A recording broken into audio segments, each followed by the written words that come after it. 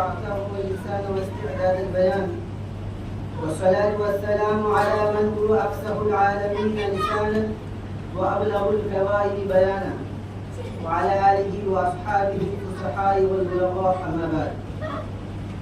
May praise be to Allah, the Creator of the world, and peace and blessings be upon His Prophet Muhammad, the head of all messengers, upon his family and all his companions.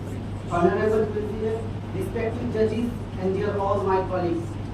Assalamu alaikum wa rahmatullahi wa barakatuh. Today, on this wonderful occasion, I have been called to deliver a speech on one of the most important topics, and that is, who is Allah? Dear brothers in Islam, in this world filled with diverse beliefs, there has been a great controversy since ancient era. As Christians believe in 3 gods, and Hindu believes that there are 33 core gods, while Islam has an extremely clear and precise outlook about God. Muslims have a strong belief that there is no God but Allah, the one and only one.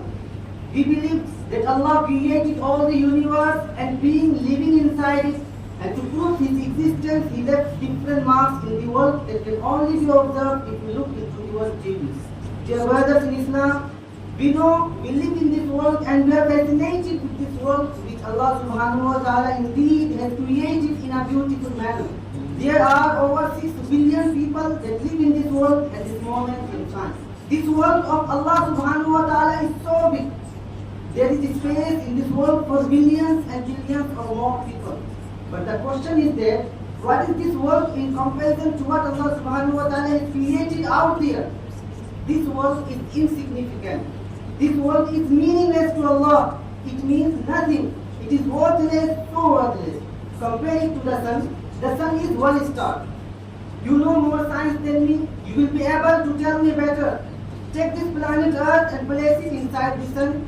You will be able to place 1.3 million Earth in the sun. 1.3 million Earth in the sun. Allahu Akbar, the sun is only one star. There are stars out here which are millions of times bigger than the sun. You need millions and millions and millions of stars to make one galaxy. And there are billions and billions of stars out there. Let me tell you on top of this.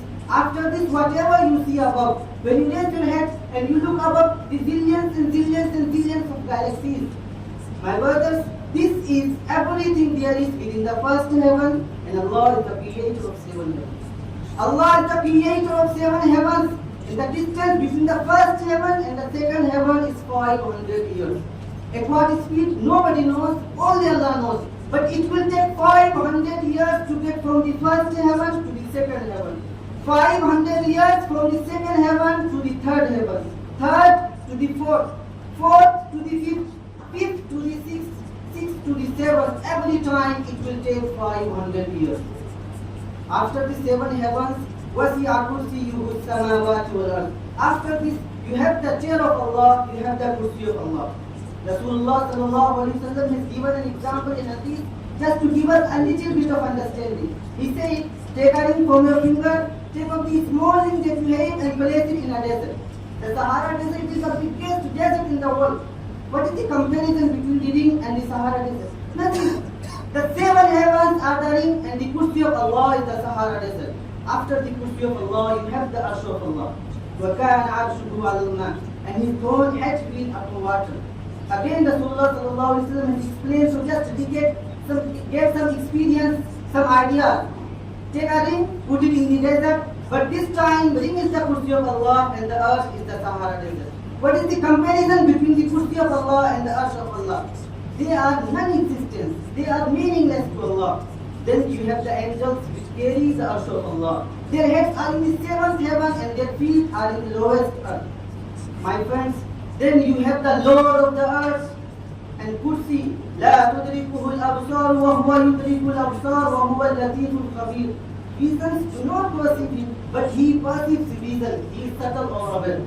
Allah Himself says in the glorious Quran, الله لا إله إلا هو الحي القيوم لا تأخذه سنة ولا نوم له ما في السماوات وما في الأرض.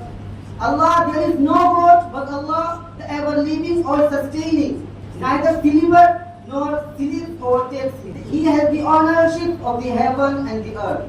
Allah means a being who has all the attributes of perfection, the most compassionate, the most perfect, noble being that has ever existed. He is the Allah, the creator of all the universe and beyond. Now I end up my talk with a wonderful thanks to you all good people. Assalamu alaikum wa rahmatullahi wa barakatuh.